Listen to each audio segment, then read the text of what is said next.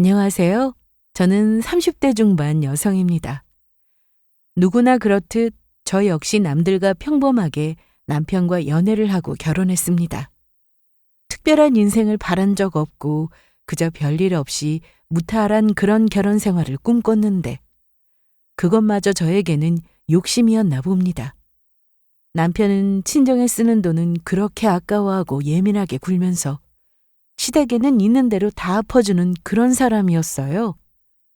자기가 벌어 자기가 쓴다는데 뭐 어떠냐고 하시는 분도 분명 계시겠지만 그건 여유가 있는 집이겠죠. 결혼을 했으면 자기 돈 자기가 쓴다 해도 서로 상의하는 게 맞다고 생각했습니다. 그리고 양가에 돈 쓰지 말자고 했던 사람은 바로 남편이었고요. 그런데 남편은 저 모르게 자기 입으로 내뱉은 말을 어기며 살고 있었습니다. 그래서 저도 친정에 똑같이 했습니다. 하지만 남편은 제가 그럴수록 적반하장으로 나왔고 숨겨진 남편의 빚부터 시모의 이중적인 행동까지 모두 드러나게 되면서 저는 이혼을 결심하게 되었습니다. 저는 친정이 지방입니다. 먼 거리에 있는 완도인데 서울에서 완도까지는 왕복 10시간이 걸릴 정도로 상당히 멀죠. 저는 그곳에서 쭉 살다가 고등학교 때 서울에 사시는 외삼촌네로 올라와 지내게 되었습니다. 그리고 서울에 있는 대학에 들어가게 되었고요. 졸업 후 바로 취업도 하게 되면서 혼자 작은 원룸을 얻어 생활했습니다. 20대 후반에 남편을 만났는데 3년 정도 연애를 하고 보니 결혼해서 가족이 되고 싶다는 생각을 했습니다. 그래서 양가에 인사도 드렸고 그렇게 결혼 허락을 받게 되었죠. 신혼집은 저와 남편이 알아서 할 생각이었는데 시댁에서 먼저 해주신다고 하셨습니다. 집은 걱정 말어. 결혼하면 집은 당연히 남자가 해야지. 집은 준영 씨랑 얘기했는데 저희가 대출받고 해서 얻기로 했습니다. 시댁에 인사를 갔는데 어머님이 먼저 집 얘기를 하셨습니다. 그런데 집값이 한두 푼도 아니고 시댁 형편도 그렇게 좋은 편은 아니었기에 알겠다는 대답이 바로 나오지 않았습니다. 이미 남편과 얘기한 것도 있었고요. 그런데 어머님은 계속해서 집을 해주신다고 하셨습니다. 상견례를 하는 자리에서도 저희 부모님 앞에서 어머님은 신혼집 얘기를 하셨어요. 제가 애들한테도 얘기했는데 집은 저희 쪽에서 할 테니 너무 걱정 마세요. 그래도 요즘은 같이 부담해서 결혼한다고 하는데 아유 무슨 말씀이세요? 그래도 제가 자식이 여럿 있는 것도 아닌데 저희가 하는 게 맞습니다. 먼저 집을 요구한 것도 아니고 해주신다고 하니 저희는 그렇게 알고 있었습니다. 원래는 남편과 제가 가진 돈에 부족한 건 대출을 받을 생각이었습니다. 그리고 처음부터 집을 사는 건 대출 금액도 커지고 해서 부담이 되니 전세로 시작하려고 했죠. 하지만 시댁에서 신혼집을 얻어주신다고 하니 대출은 받지 않아도 되겠다 생각했습니다. 그런데 본격적으로 결혼 준비를 시작하고 집을 알아볼 때 어머님이 말을 바꾸셨습니다. 어? 그게 무슨 소리야? 엄마가 원래는 바로 집을 해주려고 하셨는데 우리 결혼하고 애 생기면 그때 해주시겠대. 그래서 일단은 형편대로 작게 시작하라고 하시네. 아, 그래? 남편과 문제가 있는 것도 아니었고 집은 원래 저희가 마련할 생각을 했던지라 기분은 좋지 않았지만 어머니도 사정이 있겠지 생각하며 좋게 넘어갔습니다. 그래서 저희는 일단 가진 돈으로 작은 평수의 전세를 얻게 되었습니다. 결혼하는 데 필요한 것들도 최대한 알뜰하게 준비했고 꼭 필요하지 않은 건 과감히 포기도 했습니다. 그렇게 저희는 결혼을 했는데 시댁에서는 자주 전화하셔서는 애 소식이 있냐고 물으셨어요. 네, 어머님. 너희 아침은 먹고 출근하냐? 그럼요. 바쁘면 사과 한 쪽이라도 먹고 출근하니까 걱정 마세요. 에이, 사과로 되겠어? 그래도 거의 밥 차려서 먹고 있어요. 잘했다. 그런데 아직 소식 없냐? 무슨 소식이요? 뭐겠어? 애 소식이지. 회사에서 바쁘게 일하고 있는데 아무 때나 전화하셔서는 애 소식이 없는지 물으셨습니다. 그게 가끔이면 모르겠는데 전화는 거의 매일 하셨고 그때마다 말씀하셨어요. 왜 아직 소식이 없어? 빨리 애가 생겨야 내가 집도 해줄 텐데. 어머님, 저희 결혼한 지 이제 3개월 됐어요. 요즘은 결혼 전에도 애 생기는 집 많은데 뭘. 암튼 일하고 소식 있으면 바로 전화 줘라. 네. 사실 기분이 좀 그랬습니다. 애가 원한다고 생기는 것도 아니고 또 어머님이 손주를 너무 바라고 계시는 그런 분도 아니었거든요. 저희도 당장 애부터 갖기보다는 집이라도 좀 넓혀가서 가질 생각을 하고 있었습니다. 전화를 끊고 나니 기분은 썩 좋지 않았습니다. 애가 생기면 집을 해줘야 하니 수시로 전화하셔서 그걸 확인하려고 하시는 것 같다는 생각이 들기도 했습니다. 저희 부부는 맞벌이로 둘 다 돈을 버니까 경제적으로는 여유가 있는 편이었습니다. 물론 당장 내 집 마련할 정도는 아니었지만 그래도 만족하며 살았죠. 그리고 결혼 전에 남편과 약속한 게 하나 있었습니다. 우리 결혼하면 각자 집에 돈 쓰지 말자. 어? 왜? 왜긴. 우리도 얼른 돈 모아서 집도 사고 해야지. 언제까지 전세로 살 수는 없잖아. 나도 우리 집에 돈 안 쓸 테니까 너도 돈 쓰지 마. 친정은 아빠가 일을 하셔서 따로 용돈을 안 드려도 됐습니다. 바라시는 분들도 아니었고요. 그런데 시댁은 좀 달랐어요. 결혼 전 인사를 갔을 때 시댁은 형편이 그리 좋아 보이지 않았습니다. 시댁은 전세로 살고 계셨고 어머님 아버님 두 분 다 무직이었는데 그나마 어머님이 집에서 부업을 하셔서 소소하게 생활비를 벌고 계셨습니다. 그러다 보니 친정은 몰라도 시댁에는 용돈을 드려야 하지 않을까 생각한 적이 있었어요. 그런데 남편이 먼저 시댁에 전혀 신경 쓰지 않아도 된다고 하더라고요. 그 대신 친정에도 똑같이 하자고 하니 알겠다고 했습니다. 내 집 마련할 때까지 아끼고 돈 모으자고 하는 건데 제가 싫다고 할 이유는 없었습니다. 암튼 저희의 결혼 생활은 처음은 좋았습니다. 신혼이라 누가 먼저랄 것도 없이 집안일에 서로 적극적이었고 남편은 요리도 하면서 저에게 이것저것 만들어주기도 했습니다. 맛을 떠나서 그 정성이 너무 좋았죠. 자기야, 이거 먹어봐. 괜찮은데? 그런데 간 맞추는 게 역시나 어렵네. 자기가 좀 해줘. 그래, 알았어. 저희는 외식을 별로 좋아하지 않았습니다. 배달 음식도 거의 시켜 먹지 않았죠. 돈이 없어서가 아니라 아이가 생기기 전까지는 최대한 절약하고 싶었어요.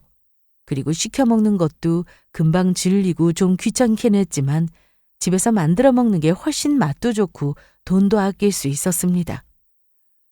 주변에 결혼한 친구들이나 선배들 얘기를 들어보면 하나같이 아이가 생기고 난 뒤 돈이 많이 든다고 하니 저희 부부는 서로 월급을 받으면 각자 저축부터 했습니다. 그런데 친정보다 시댁이 집에서 가까우니 저희는 시댁에 가는 날이 많았어요. 아니, 그래도 과일이라도 좀 사가자. 빈손으로 가는 건 좀. 가면 엄마가 다 사놨을 텐데 뭐하러 사. 내가 우리 집에 돈 안 쓰겠다고 했잖아. 이 정도는 괜찮지. 글쎄, 그냥 가도 돼. 내가 엄마한테 다 말해놨다고. 남편은 정말 아무것도 못 사게 했습니다. 제가 따로 준비를 하려고 해도 절대 사지 말라고 신신당부를 하더라고요. 그래서 시댁에 갔는데 어머님이나 아버님은 정말 저희가 빈손으로 가도 아무 말씀 안 하셨고 오히려 잘 왔다며 좋아하셨습니다. 그런데 결혼 후 시댁에 가는 일이 점점 많아졌습니다. 워낙에 제사가 많기도 했고 어머님이 정말 툭하면 오라고 저와 남편을 부르셨거든요. 하지만 막상 가보면 별일은 없었습니다. 그저 다 같이 밥 먹고 설거지하고 또 다 같이 거실에 모여 TV를 보는 게 전부였죠. 같은 서울에 살고 있으니 자주 얼굴 보고 사는 거야 저도 좋다고 생각했습니다. 그런데 이게 뭔가 서로 보고 싶어서 만난다기보다는 의무처럼 느껴질 때가 많았습니다. 저도 친정이 있어서 남편에게 이번엔 친정에 가자고 하면 남편은 멀다고 다음에 가자는 말을 했습니다. 저는 그게 좀 서운했어요. 평일에는 둘 다 일을 하니 바쁘고 주말에나 시간이 되는데 그마저도 주말에 시댁에 행사가 있으면 친정에 갈 수가 없었습니다. 한 번은 시댁에 자주 가는 문제로 남편과 다툰 적이 있었습니다. 자기야, 내일 별일 없지? 퇴근하고 약속 없어. 왜? 엄마가 오래 같이 저녁 먹자고. 또? 또라니. 무슨 말이 그래? 아니, 우리 이틀 전에도 시댁 다녀왔잖아. 우리 엄마가 너 시집살이를 시키는 것도 아닌데 뭘 그래. 기껏해야 밥 먹고 설거지하고 놀다 오면서 뭐 그렇게 가기 싫다고 그러냐? 너도 우리 집 가면 밥 해결되고 좋지 않아? 집에서 해 먹으려면 장도 봐야 하고 귀찮게 밥도 해야 하는데 돈도 들고. 그건 아니지. 자기는 편하겠지만 난 아니라고. 그리고 우리 결혼하고 나서 친정 간 적 있어? 야, 그건 어쩔 수 없잖아. 먼데 거길 언제 가냐? 같은 서울에 계시면 매일 갔겠지. 갈 마음이 있었으면 벌써 다녀왔겠다. 저도 그간 서운한 게 좀 있어서인지 말이 곱게 나오지 않았습니다. 그래도 결혼한 지 얼마 되지 않아서 남편이 먼저 기분을 풀자고 했고 저 역시 섭섭해서 그런 거라고 하면서 서로 잘 풀었습니다. 제가 시댁에 가는 게 그리 편하지 않다는 걸 알게 된 남편은 주말에 시댁에 가는 대신 저와 영화도 보고 외식도 했어요. 그래서 저는 이제야 제대로 신혼을 즐기며 사는구나 라고 생각했습니다. 그런데 밖에 나와 있으면 꼭 어머님한테 전화가 왔습니다. 그것도 남편이 아닌 저한테 전화를 하셨어요. 저희 지금 영화 보고 이제 막 나오는 길이에요. 그럼 아직 밥은 안 먹었겠네? 어머님, 오늘은 저희 밖에서 밥 먹고 들어가려고요. 아니, 왜? 왜 나가서 돈을 써? 여기 오면 내가 밥 해주잖아. 와서 먹어. 여보세요? 엄마, 오늘은 오랜만에 우리들이 외식할게요. 뭐하러 쓸데없이 밖에서 돈을 써? 잔말 말고 얼른 와. 수저만 놓으면 되는데. 어머님은 저렇게 끝까지 오라고 하셨으나 그래도 남편이 중간에서 잘 말씀드려서 이날은 저녁 늦게까지 밖에서 남편과 시간을 보냈습니다. 자기야, 너무 좋다. 그러네. 진작에 좀 이렇게 지낼걸. 미안해. 내가 좀 고집부렸지? 이제 안 그러면 되지 뭐. 그런데 우리 집에 아예 안 가고 뭐 그런 건 아니지? 당연하지. 시댁인데 어떻게 아예 안 가. 전처럼 너무 자주 가는 건 아닌 것 같아서 얘기했던 거야. 어차피 명절이나 생신 그리고 제사 때 시댁 가야 하는데 그런 날 말고도 우리는 시댁에 거의 자주 갔잖아. 남편은 이날 제 얘기를 잘 들어주는 것 같았습니다. 오랜만에 연애할 때로 돌아간 기분이라 좋더라고요. 얼마 전 남편과 싸운 것도 금방 풀어질 정도로 일요일을 아주 알차게 보냈습니다. 그런데 또다시 시댁에 자주 가야 했습니다. 약속이 없으면 남편이 시댁에 가자고 했거든요. 물론 저도 약속이 있거나 집에서 쉬고 싶을 땐 남편한테 혼자 가라고 했습니다. 처음에는 남편이 알겠다며 혼자 다녀왔는데 그렇게 몇 번 혼자 시댁에 가다가 저랑 꼭 같이 가려고 하더라고요. 저는 시댁에 일주일에 몇 번씩 가는 건 좀 아니다 싶어서 집에서 쉬고 싶은 날은 욕을 먹더라도 남편만 억지로 보냈는데 그렇다고 계속 시댁에 안 갈 수도 없어서 가면 항상 똑같았어요. 남편은 시댁에 가면 내내 잠만 잤습니다. 그러다 일어나면 TV를 보고 저는 그 사이 어머님 하시는 일을 거들거나 밥을 차리고 또 같이 TV를 보곤 했는데 그게 너무 재미가 없는 거예요. 그래서 남편에게 둘이 나가서 커피라도 마시고 오자고 하면 남편은 눈치 없이 굴었습니다. 그럼 그럴까? 잠깐만. 엄마! 왜? 서준이가 나가서 커피 마시고 싶다는데 엄마 가실래요? 아버진요? 아유, 진작 말하지. 커피 그거 한 잔에 5, 6천 원 하는 걸 그걸 사 먹는다고? 됐어. 내가 해줄게. 집에 있거라. 집에 커피 없잖아요. 왜 없어? 믹스 있잖아. 내가 아주 맛있게 타줄게. 얼음도 넣고. 정말이지. 시댁에 한 번 가면 마음대로 할 수 있는 게 없었습니다. 그래도 어머님이 커피를 타주신다는데 싫다고 하고 나가서 사 먹을 수도 없어 알겠다고 했어요. 하지만 저는 결국 시댁에서 커피를 못 마셨습니다. 싱크대 서랍에서 봉지로 되어 있는 커피를 꺼내시더니 저한테 컵에 넣어보라고 하시더라고요. 그런데 손으로 집었더니 끈적거렸습니다. 다른 것도 마찬가지였죠. 심지어 유통기한이 이미 2년 넘게 지난 것들이었습니다. 저 어머님, 이거 버려야겠는데요? 뭐? 버리다니 왜? 유통기한이 지났어요. 에이, 난 또 뭐라고. 괜찮아. 밀봉되어 있는 거니까 먹어도 돼. 안 죽어. 하지만 저는 좀 찜찜했습니다. 그래서 제가 그냥 서 있었더니 그럼 거기 서랍 열어봐. 내가 커피 종류별로 모아뒀는데 거기서 보고 꺼내봐라. 유통기한 안 지난 것도 있을 거야. 저도 집에서 제대로 안 보고 유통기한 지난 티백으로 차를 마신 적이 있었는데 그런데 별 탈 없이 지나갔죠. 이날 시댁에서도 그냥 눈 딱 감고 마실 수 있었는데 날짜가 문제가 아니었어요. 서랍을 열어보니 스틱커피가 정말 종류별로 많이 있었는데 뭔가를 흘리셨는지 다 끈적거렸고 한쪽에는 날파리 알까지 있었어요. 처음에는 깨가 쏟아진 건가 싶었는데 그게 아니라 날파리 알이었고 이 정도면 서랍 안에 번식한 원인이 있을 거라 생각이 들어서 아무리 밀봉되어 있는 커피라도 먹기가 좀 그랬습니다. 저는 이날 끝내 커피를 마시지 않았는데 남편은 그게 또 기분 나빴는지 집에 오는 길에 저에게 한 소리 했습니다. 자기야, 아까는 좀 그렇더라. 뭐가? 우리 다 커피 마셨는데 자기만 안 마시고 원두커피 아니어서 그런 거지? 아니야. 그리고 기한 좀 지난 거 먹어도 아무 상관없어. 그래, 알아. 암튼 딱히 먹고 싶지 않아서 안 마신 거야. 그럼 아까 왜 커피 마시러 나가자고 했었어? 그게 꼭 커피를 마시려고 한 건 아니고 집에만 있어서 답답해서 나가서 바람 쐬고 싶었거든. 나간 김에 커피도 마시고. 제 말에 남편은 여전히 입이 삐쭉 나와서는 섭섭해했습니다.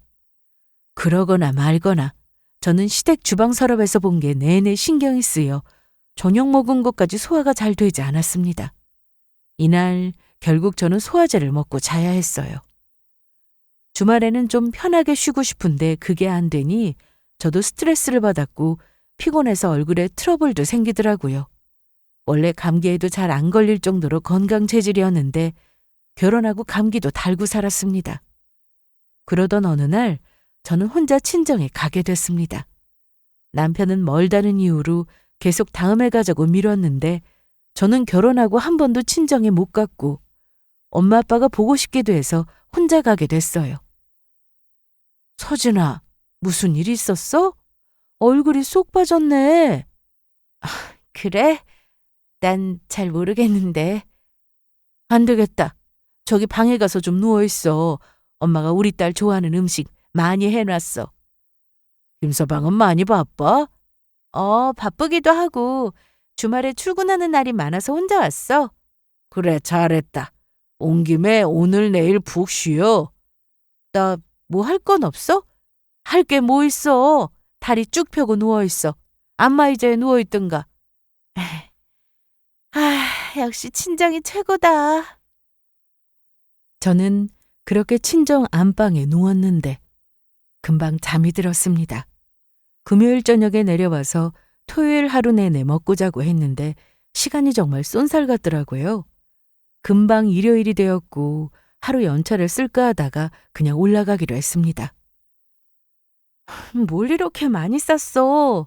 얼마 없어. 엄마 반찬 조금 했고 이건 가서 김서방하고 같이 먹어. 고마워. 저번에 택배로 보내준 건 다 먹었어? 그게 언젠데 벌써 다 먹었지. 그럼 바로 말하지. 엄마가 또 보내주게. 엄마 힘들잖아. 우리 딸 해주는 건데 하나도 안 힘들어. 그래. 네 엄마는 그게 낙이야. 먹고 싶은 거 있으면 바로바로 전화해. 알았어. 도착하면 전화 줘. 걱정되니까. 또 올게. 결혼하고 친정에서는 이것저것 많이 보내주셨습니다. 덕분에 해산물도 자주 받아서 먹었습니다. 남편 역시 친정에서 전복이라도 보내주시면 정말 좋아했어요. 그런데 이번에 친정에 혼자 다녀오고 나서 남편은 섭섭한 말을 했습니다. 왔어? 그런데 이게 다 뭐야?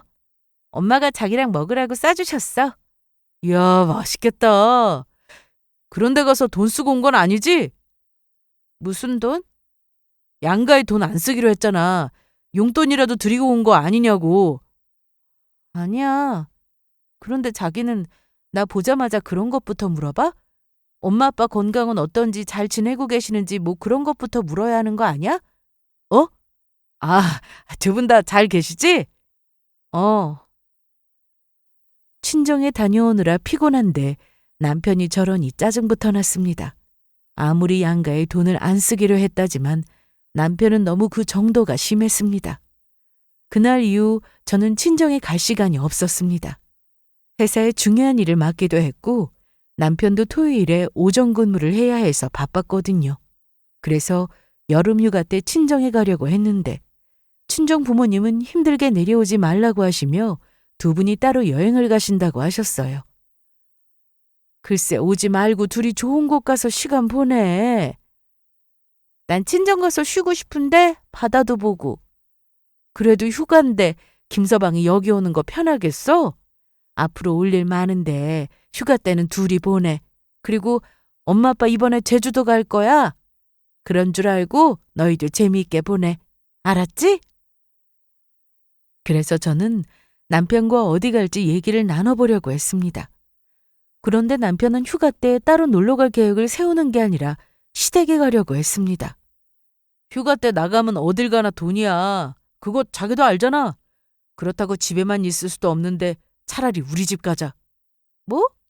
휴가인데 또 시댁에 가자고? 가면 좋은 거 아니야? 밥 해결되고 편하게 쉬다 올 수 있잖아. 여행이 겉으로 보기에는 좋아 보여도 피곤만 하고 집만큼 최고인 것도 없다니까. 그럼 자기 혼자 가. 뭐? 난 싫어. 작년 여름 휴가 때도 시댁 가서 지냈잖아. 그때 자기도 좋았잖아. 엄마가 밥 다 해주고. 당신이나 좋지. 그리고 밥을 어머님이 다 하셨다고? 내가 했어. 내가 했다고. 아, 그랬어? 그래도 식재료는 우리 돈 안 썼잖아. 뭐? 참. 당신 말이야. 우리 친정이 일주일 내내 있으라면 당신은 편하겠어? 난 좋을 것 같은데? 그럼 가자. 어딜? 친정에 가자고. 두 분 여행 가신다며. 그리고 솔직히 너무 멀잖아. 멀다고 언제까지 안 갈 건데? 아이, 됐어. 나 혼자 갈게. 됐지? 이 일로 남편과 좀 크게 다퉜고 결국 남편은 혼자 캐리어를 끌고 시댁으로 갔습니다. 아무리 남편을 이해하려고 해도 이해가 되지 않았습니다.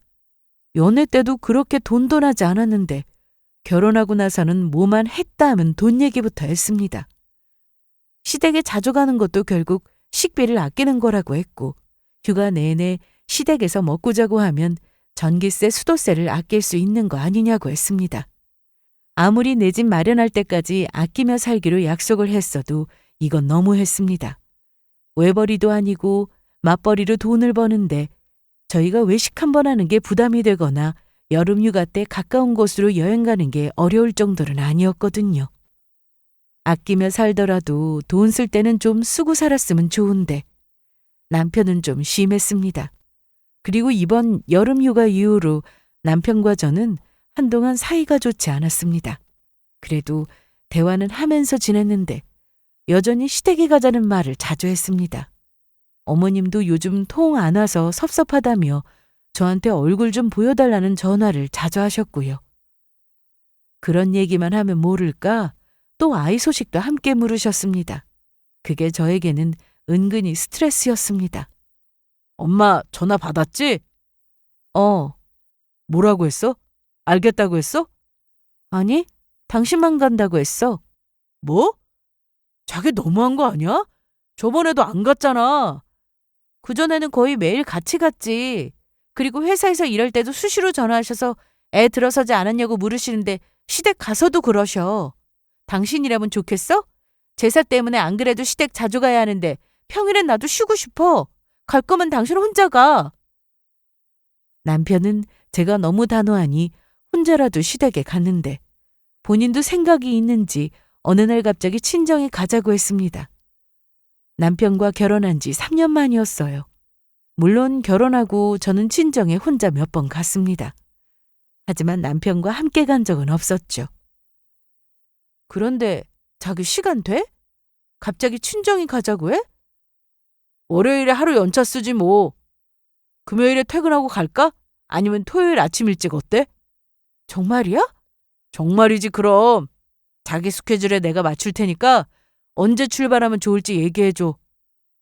저는 그동안 제가 시댁에 자주 가야 했던 것에 대해서 남편이 미안해하는 줄 알았습니다. 그래서 친정에 가자는 말을 먼저 꺼낸 거라고 생각했죠. 하지만 아니었습니다.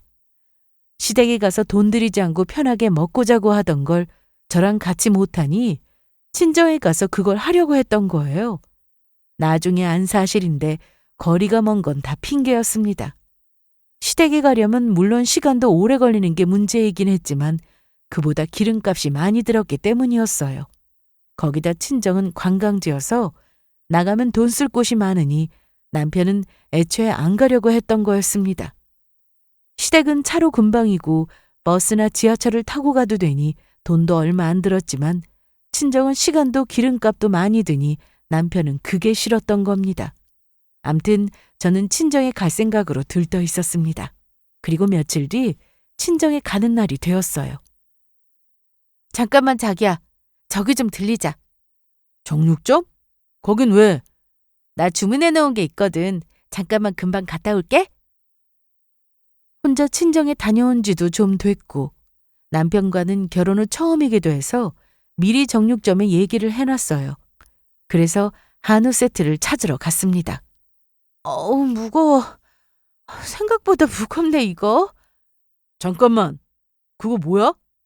고기 좀 샀어. 엄마가 고기 좋아하셔서.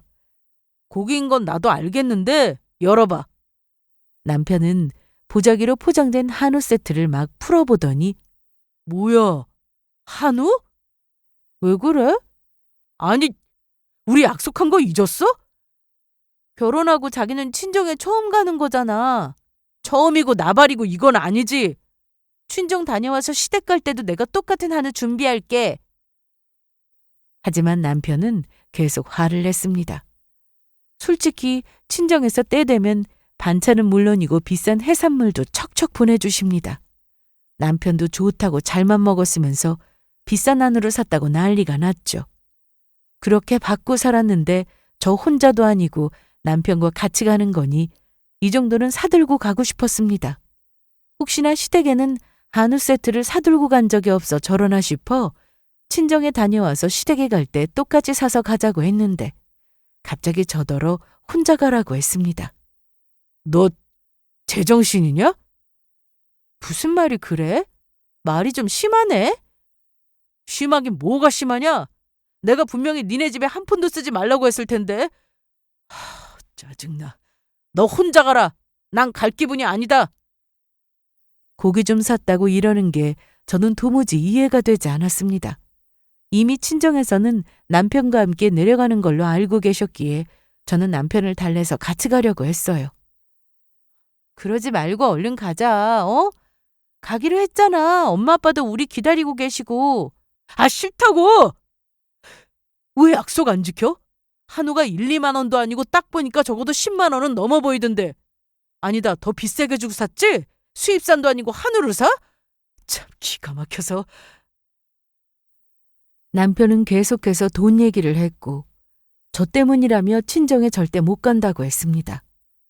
이게 저렇게까지 화낼 일인가 싶었던 저는 너무 기가 막혀 결국 혼자 친정에 갔습니다. 가는 동안에도 너무 화가 났어요. 아무리 남편과 서로 양가에 돈 쓰지 않기로 약속했다고 해도 결혼하고 3년 만에 가는 거면서 좀 너무하다 싶었습니다. 저는 그렇게 혼자 친정에 갔습니다. 남편과 결혼하고 3년 동안 시댁에 간 건 정말 셀 수 없이 많았는데 친정은 손에 꼽을 정도였어요. 그것도 저 혼자 간 것만이었고 남편과는 단 한 번도 같이 가지 못했으니 친정 부모님이 말씀은 안 하셔도 내심 서운해 하셨을 텐데 남편이 저렇게 삐져서 애처럼 안 간다고 억지를 부리니 저는 굳이 같이 갈 마음도 없었습니다. 일부러 친정에 가려고 회사에는 월요일까지 연차를 써놓은 상태라 저는 계획대로 꽉 채워서 친정에서 지내다 왔습니다. 그런데 친정에서 돌아온 뒤 남편의 행동이 너무 어이없었습니다. 뭐야, 왜 빈손으로 왔어? 장모님이 뭐 안 싸주셨어? 뭐라고? 당신은 그게 당연해? 친정에 가면 뭘 꼭 받아와야 해? 장모님도 너무하시네. 그 비싼 한우 세트 받아놓고 반찬 하나 안 주셨어? 그동안 바리바리 싸주시더니 이번엔 입 싹 닫으신 건가? 뭐라고? 남편은 계속해서 그 비싼 한우를 먹어보지도 못하고 돈만 썼다는 둥 친정에서 이것저것 또 받아오겠지 싶어서 저녁도 안 먹고 있었다는데 한 대 때리고 싶을 정도로 남편은 얄밉게 굴었습니다. 그런데 저는 바로 다음 날 남편이 왜 그렇게 돈돈거렸는지 어떻게든 돈을 안 쓰려고 했던 이유를 알게 됐습니다. 그간 저 모르게 시댁에 용돈을 보내고 있었더라고요. 제가 이걸 알게 된 건 거실에 설치해뒀던 홈 CCTV 덕분이었습니다. 결혼 후 얼마 되지 않아 집에 도둑이 든 적이 있었습니다. 비싼 물건이 없어진 건 아니어서 다행이다 싶었지만 그때 너무 무서워서 어떻게 해야 하나 싶더라고요. 그런데 CCTV 생각이 났습니다. 요즘은 집에도 설치를 많이 하고 나중에 아기가 생기면 쭉 요긴하게 쓸 것 같아 거실에 설치를 했습니다. 하지만 이게 작동이 잘 되다가 어느 날 갑자기 고장이 났습니다. 저는 성격상 고장난 건 또 고쳐야 마음이 편했고 이게 고치면 쓸 수 있는지 아니면 아예 망가진 건지 궁금하기도 해서 AS를 맡겼습니다. 그래서 고장난 지 한 달 정도 지나서 수리를 받고 다시 작동이 되기 시작했는데 남편은 여전히 고장이 난 줄 알고 있었습니다. 서로 회사 다니느라 바쁘기도 했고 시댁에 자주 가느라 저도 피곤해서 이래저래 고쳤다고 말해야지 하다가 저도 깜빡 잊게 됐죠. 암튼 CCTV는 계속 작동이 되고 있었는데 제가 이번에 친정에 혼자 다녀온 사이 시모가 집에 다녀갔더라고요. 그리고 두 사람의 대화 내용을 보면서 남편이 그동안 시댁에 용돈을 꾸준히 드리고 있었다는 사실을 알게 됐습니다. 액수가 적은 것도 아니었어요. 매달 150만 원이었죠. 그래놓고 제가 한우 세트를 샀다고 그 난리를 피웠으니 어떻게 이해가 되겠어요? 소액으로 용돈 정도 드렸더라면 시댁 형편을 제가 모르는 것도 아니니 이해하고 넘어갈 수도 있었을 겁니다. 굳이 남편에게 따질 생각도 하지 않았을 거고요. 하지만 이건 아니죠. 저는 친정에 돈 한 푼 절대 못 쓰게 하면서 자기는 15만 원도 아니고 150만 원이나 되는 돈을 매달 시댁에 드렸으니 이번 일은 절대 그냥 넘어갈 일은 아니었습니다. 그런데 시모와 남편의 대화 내용을 계속 듣다 보니 더 충격적인 사실도 알게 됐습니다. 저는 너무 기가 막혀서 남편에게 따지는 대신 행동으로 보여줬습니다. 그동안 친정에 못 해드렸던 걸 마음껏 다 해드렸습니다. 엄마, 벌써 기사님 다녀갔구나? 아니야, 뭐가 비싸. 그냥 써요. 에어컨 오래됐잖아. 아빠한테 들으니까 수리만 벌써 여러 번 받았다며. 알았어요. 또 전화할게.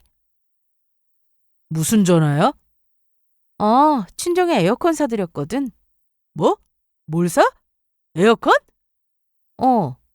왜 그렇게 놀라? 엄마 아빠 쓰시는 에어컨 되게 오래됐어. 전기세도 많이 나오고. 야, 그거 얼마 줬어? 빨리 말해. 에어컨이면 100만 원은 넘을 텐데. 100만 원이라니. 거실이랑 안방에 세트로 해서 230만 원 줬는데 요즘 뭐라고? 200? 야! 남편은 제 말에 뒷목을 잡았습니다. 그러면서 환불이 안 되냐는 말을 하더라고요. 저는 그 말을 무시했습니다. 그러자 남편은 저를 쫓아다니면서 대체 왜 그러냐고 했죠. 너 왜 자꾸 나랑 한 약속 어기는 건데? 돈 안 쓰기로 해놓고 왜 이러냐고? 네가 나한테 그런 말할 자격이나 되냐? 내가 네 남편인데 왜 못해? 그런데 저는 에어컨만 사드린 게 아니었습니다. 식탁도 오래 써서 새로 바꿔드렸고 에어프라이어도 하나 보내드렸습니다. 너 진짜 뭐 하는 거냐? 내가 뭘? 쓸데없는데 돈 쓴 것도 아닌데. 야, 너 그럴 거면 우리 집에도 똑같이 해드려. 뭘 똑같이 하라는 거야? 너 지금 처가에 에어컨이며 식탁이며 살림살이 계속 바꿔드리고 있잖아. 그럴 거면 우리 집에도 똑같이 하는 게 맞지? 내가 이럴까 봐 결혼하고 양가에 돈 쓰지 말자고 한 거야. 뭐 하나 사면 양가 똑같이 해야 하니까. 그게 결국 우리한테 부담이 되는 거잖아. 너는 이런 내 마음도 몰라주고 어쩜 그렇게 네 마음대로 해? 이럴 거면 나랑 결혼 왜 했냐? 그리고 분명 내가 그랬지. 결혼은 신뢰가 생명이라고. 약속 어기면 같이 못 사는 거라고. 내 말 벌써 잊었냐? 아니, 내가 그 말을 어떻게 잊어. 결혼하고 내내 네가 나한테 했던 말인데. 그런데 너 그 말 책임질 수 있어? 내가 한 말인데 당연히 책임져야지. 뭘 해주려면 양가 똑같이 해줘야 한다는 말. 그리고 부부간의 신뢰가 깨지면 더는 같이 못 산다는 말. 당연하지. 어떻게 책임지려고 그래? 너 이런저런 핑계로 생활비 통장에 돈도 잘 안 보여줬지? 장례식장도 가야 하고 지인 결혼식도 가야 하고 이래저래 돈 나갈 것이 계속 생긴다면서 생활비 통장에 돈도 찔끔찔끔 보냈잖아. 그렇게 제대로 안 보내놓고 너네 집엔 돈만 잘 보냈더라? 뭐? 그게 무슨 말이야? 무슨 돈? 너 할 말 없으니까 막 지르냐? 저는 홈 CCTV를 통해서 남편이 시댁에 돈을 보내고 있다는 걸 알게 됐고 남편 핸드폰에서 그 내역도 확인했습니다. 시모와 문자를 주고받은 내역을 보니 매달 돈을 보내고 시모가 잘 받았다는 메시지를 꼭 보냈더라고요. 이래도 내가 지어낸 거니? 이렇게 증거가 확실한데? 너 나랑 결혼하고 시댁에 매달 150만 원씩 보냈지? 3년이면 그게 돈이 얼마냐? 나 몰래 뒤에서 그렇게 돈 보내놓고 그깟 한우 세트 좀 샀다고 그 난리를 피운 거였냐? 내가 아무리 친정에 에어컨이며 가구며 싹 다 바꿔드린다 해도 네가 시댁에 돈 들인 거보다 많이 나올 수가 없어. 네 말대로 똑같이 하자고 했으니 그럼 너도 우리 집에 매달 150만 원씩 보낼래? 어? 그러자 남편은 순간 아무 말도 못하다가 이내 큰 소리를 쳤습니다. 솔직히 내가 번 돈으로 엄마 아버지 용돈 드린 건데 왜 그러냐? 내가 너한테 돈 달라고 했어? 그래? 나도 내가 번 돈으로 친정에 해드린 거야. 뭐가 잘못됐어? 그리고 네가 그랬지? 부부간의 신뢰가 깨지면 같이 못 산다고? 그 말 잘했다. 한두 번도 아니고 나 몰래 지난 3년간 시댁에 돈 보내고 아닌 척 내 앞에서 연기하며 살았는데 나는 그런 사람하고 못 살아. 앞으로 나 몰래 무슨 짓을 할 줄 알고? 내가 뭐 이상한 데 썼어? 엄마 힘들게 부업하시니까 생활비 하시라고 드렸어. 당신도 알잖아. 우리 집에 가면 엄마 맨날 구부정하게 앉아서 일하고 계시는 거. 그거 해서 한 달에 얼마 버는지도 알면서. 그래, 나도 알아. 어머님 고생하시니까 아들로서 그럴 수 있지. 나도 시댁 갈 때마다 어머님이 힘들게 전선 꼽는 일하고 화장품 박스 적고 하시는 거 안쓰러웠어. 그럼 차라리 처음부터 용돈 드리고 싶다고 말하지 그랬어. 양가에 돈 쓰지 말자고 한 건 너야. 네가 그래놓고 이게 뭐 하는 짓이야? 내가 우리 부모님한테 돈 좀 드렸다고 지금 나랑 이혼하자는 거야? 어. 그리고 너 시댁에 생활비 말고도 나 몰래 여기저기 돈 쓰고 다녔잖아. 내가 모를 줄 알았냐? 남편 폰에서 시모와 주고받은 메시지를 보면서 남편이 주식과 코인을 하고 있다는 것도 알게 됐습니다. 허튼 곳에 돈 쓰기 싫어하는 사람으로 알았고 연애 때 분명 남편은 남들처럼 주식은 절대 안 한다고 했던 사람이었어요. 결국 다 도박이고 그 안에서 돈 버는 사람은 소수라며 은행에 저축하는 게 최고라고 했기에 그 말을 믿었습니다. 하지만 아니었죠. 그걸 시모도 다 알고 있었습니다. 남편과 주고받은 내용을 보니 이미 오래전 시댁에서 돈을 끌어다 썼더라고요. 이게 마지막이야? 알았어요. 주식이라는 게 원래 돈이 좀 있어야 수익도 크게 나는 법이에요. 수익 남은 돈 바로 빼. 알았지? 물론이죠. 시댁에서 돈 끌어다 써서 주식에 넣고 그것도 손실이 나자 남편은 회사에서 사내 대출까지 받았습니다. 그리고 저 몰래 마이너스 통장까지 만들어 비투를 하고 있었던 겁니다. 빚을 내서 투자하는 사람들 욕을 하던 사람은 바로 남편이었어요. 그런데 그걸 본인이 하고 있었으니 기가 막혔습니다. 자기 아들이 빚을 내가면서 저러고 있으면 말리지는 못할 망정 더 부추기고 있는 꼴이었어요. 그리고 시댁 식구들끼리 똘똘 뭉쳐서 가상화폐를 하다가 크게 사기를 당한 적도 있었더라고요. 하지만 시댁에서는 그런 일이 있었음에도 그간 손해본 돈을 빨리 벌어야 한다며 빨리 남편에게 주식이든 코인이든 해보라고 했습니다. 남편은 코인이라는 게 한 방에 크게 벌 수 있다며 어떻게든 어머니한테 돈을 해달라고 했고 그 돈을 받아 코인에 또 손을 댔던 겁니다. 시댁에서 더는 나올 돈이 없으니 남편은 빚까지 내는데 주식이든 코인이든 여유자금으로 조금씩 하는 건 저도 뭐라 안 했을 겁니다. 그런데 빚까지 내가면서 하는 건 아니죠. 남편은 제가 모든 걸 다 알고 있다는 걸 알게 되자 다 우리를 위해서 그런 거야. 미래를 위해서. 뭐? 우리? 그래. 우리 지금 전세 살잖아. 아무리 둘이 돈을 벌어도 어느 세월에 서울에 괜찮은 집을 마련하겠냐? 그래서 내가 어떻게든 돈 불리려고 그랬던 거라고. 잘 되면 너한테 말하려고 했고. 정말이야. 하지만 남편의 말은 거짓이었어요. 시모와 나눈 대화 내용을 보면 자식이 부모보다 좋은 집에 사는 게 말이 돼? 우리도 전세인데 너네가 먼저 집 마련하기 전에 우리 집부터 마련하는 게 순서 아니겠냐고. 당연하죠. 그러니까 조금만 기다리세요. 절대 너네 먼저 집 사면 안 된다. 알았지? 알았다니까요.